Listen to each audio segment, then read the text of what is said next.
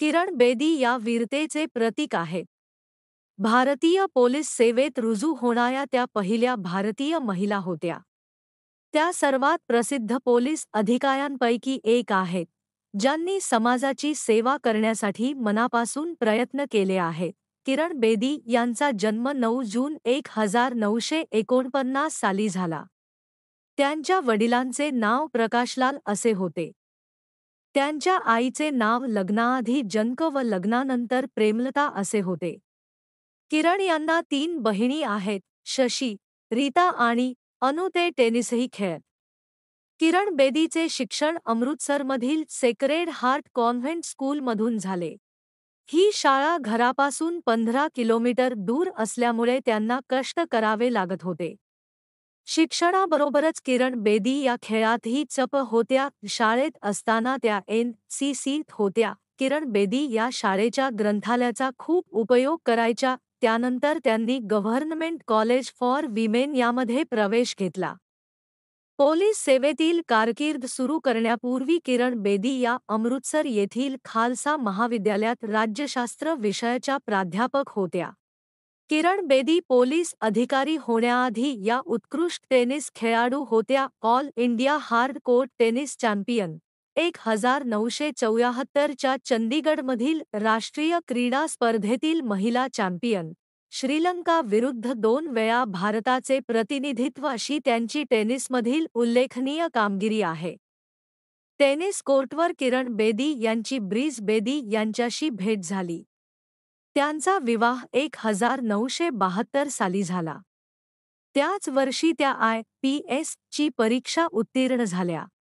किरण बेदी यांची पोलीस अधिकारी म्हणून पहिली नेमणूक दिल्लीच्या चाणक्यपुरीत झाली. पुढे त्या उत्तर आणि पश्चिम दिल्लीच्या पोलीस आयुक्त झाल्या. 1993 मध्ये दिल्लीतील तिहार कारागृहाच्या त्या मुख्य अधीक्षक, इन्स्पेक्टर जनरल ऑफ प्रिझन्स झाल्या. तेथे असताना त्यांनी कारागृहामध्ये अनेक सुधारणा केल्या. त्याची जागतिक स्तरावर प्रशंसा झाली आणि या सुधारणेसाठी 1994 मध्ये त्यांना रेमन मॅग्सेसे पुरस्कार मिळाला. त्यांनी महिलांवरील गुन्हे कमी करून दाखवले. किरण बेदी यांनी उत्तर दिल्लीच्या DCP असताना ड्रग्जचा दुरुपयोग करणाऱ्यांविरुद्धच्या मोहिमेची सुरुवात केली. ही मोहीम पुढे नवज्योती दिल्ली पोलीस फाउंडेशन, 2007 मध्ये हिचे नाव नवज्योती इंडिया फाउंडेशन म्हणून बदलले, मध्ये विकसित झाली. 2003 मध्ये संयुक्त राष्ट्रसंघाचे महासचिव म्हणून पोलीस सल्लागार म्हणून बेदींनी काम केले. शांतता ऑपरेशनच्या या सामाजिक कार्यक्रम आणि लेखन यांवर लक्ष केंद्रित करण्यासाठी त्यांनी 2007 मध्ये पोलीस खात्याचा राजीनामा दिला. किरण बेदी यांनी अनेक पुस्तके लिहिली आहेत. त्या इंडिया व्हिजन फाउंडेशन नावाची संस्थेच्या संचालक आहेत.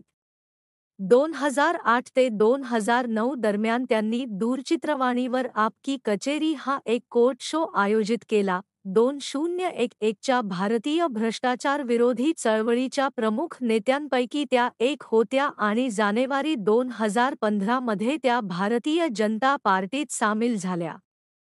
2015 च्या दिल्ली विधानसभा निवडणुकीत त्यांनी पक्षाच्या मुख्यमंत्रीपदाचा उमेदवार म्हणून असफल निवडणूक लढवली. 22 मे 2016 रोजी बेदी यांना पॉंडिचेरीच्या लेफ्टनंट गव्हर्नर म्हणून नेमण्यात आले. निवृत्तीनंतर अण्णा हजारे यांच्या लोकपालासाठीच्या आंदोलनात त्या सहभागी झाल्या होत्या.